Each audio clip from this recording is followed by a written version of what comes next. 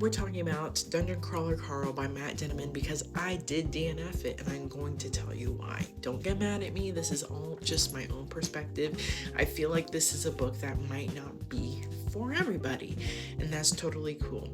Normally I talk about spooky stuff, and this is usually all horror, but lately I've been really kind of leaning into like sci-fi, fantasy, whimsical, Studio Ghibli, whatever. How do you say that? I always have said Ghibli type of vibes when it comes to my books, so, I'm kind of veering off the beaten path a little bit, but I'll always be back in the horror land, okay?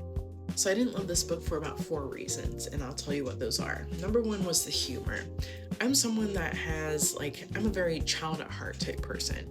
I am not too old or too grown for some whimsy, for some fun, for a stuffed animal, for any of it, for a collectible, for a little toy. I love it all.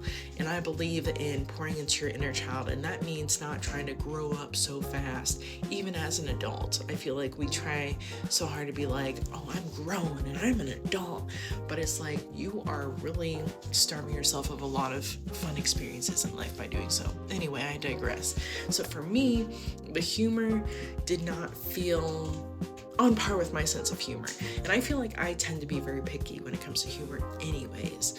I tend to not like a lot of comedy movies or even comedy in books because it's just not my personal sense of humor.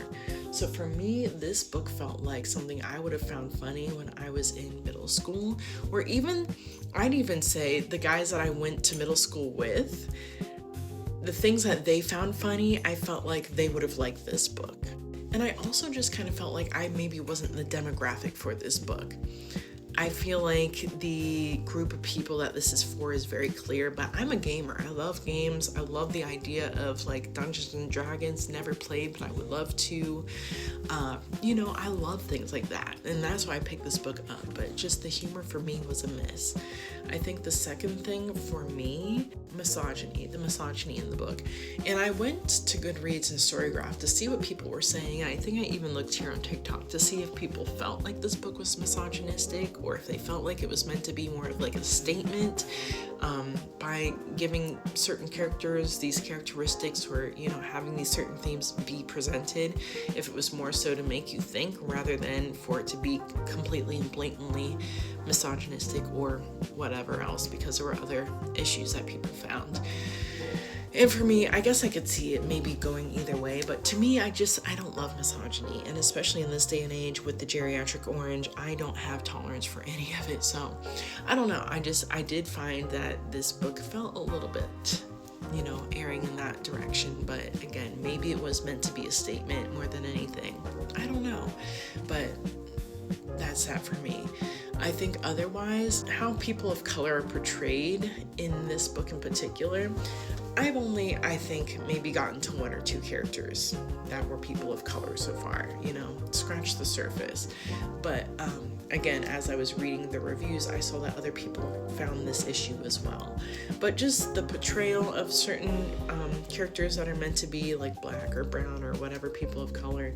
I think the hoarder in particular, I think she was meant to be black, if I'm not mistaken. I forget already because I'm on to my next book. But yeah, obviously as a person of color, I don't love that. Don't love a portrayal or description like that.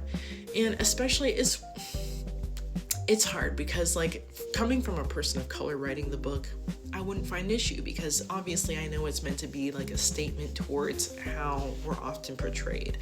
But when the author is white, it just kind of hits different.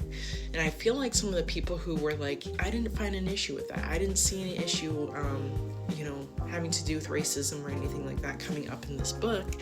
I think some of those people that had those feelings were not people of color. And to that I say, if you don't experience it, you don't know. And you might be an ally, you might be out there in protests, you might be doing all the things that you can to help your friends that are part of the, other communities.